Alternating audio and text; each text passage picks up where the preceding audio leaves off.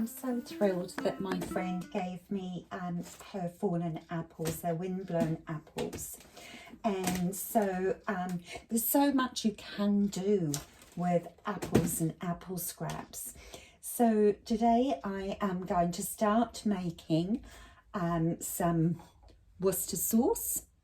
I've made a couple of different recipes over the years. This one I made last year and I really like it. Okay, so we've got 1.5 kilos of apples here. Just roughly chop them.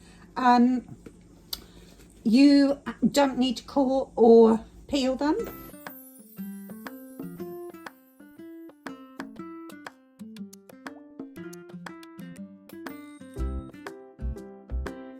Okay, it's on the stove now, and you will need to stir it regularly to stop the sugar sticking to the bottom of the pan. It's come up to the boil, so now I will reduce the heat and set my timer for 1.5 hours. Okay, it's time to turn it off. Before I do though, I like to just give it a little bit of a mash down. And then I'm going to just leave it to cool down just slightly so I don't end up burning myself. Be careful with this next part. You'll need an old pillowcase or a really big bag to put it in, because we're going to leave it overnight to drip out. And something to take it out with a ladle or something similar. And we're just going to put it all in.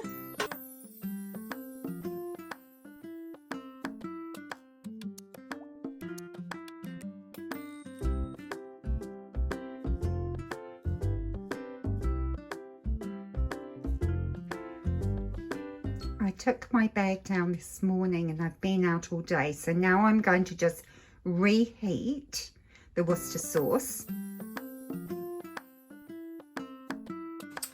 Okay, so the sauce is all heated up and we've sterilised the bottles, but before I bottle up, I just want to show you what else I do. I take all the pulp from out the bag, and instead of throwing it away like probably most recipes say, I just go through with a sieve. If you've got a good moulay, great. Mine isn't very good, so I just do it a quick like that. I don't worry about getting every little bit off. You just scrape it from the bottom, and you can bag it up. I've just sterilised a little jar as well to put some in the fridge. Now it probably keeps about 2 weeks in the fridge, but otherwise freeze it in portions like I do here, and it is just amazing shot, you know, a real boost of flavour to soup, stews, even stir fries. Boiling hot water over my utensils and my lids.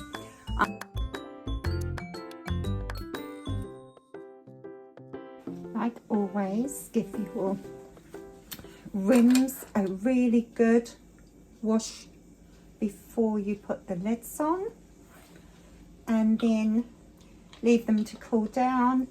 Give the jars a bit of a wash down the next day and label them.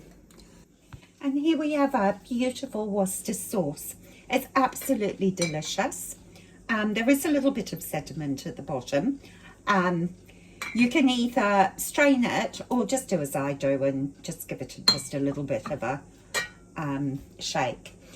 This is shelf stable for many, many years and is a fraction of the cost of store-bought Worcester sauce. If you do as I do and puree the residue, then you've got some flavour boosts that you can either jar up, like I have done here. This will last a couple of weeks in the fridge, and just use it as a beautiful flavour boost. Or freeze it into portion sizes. So I've got all this from a few windfall apples and some vinegar and spices. So it's just delicious.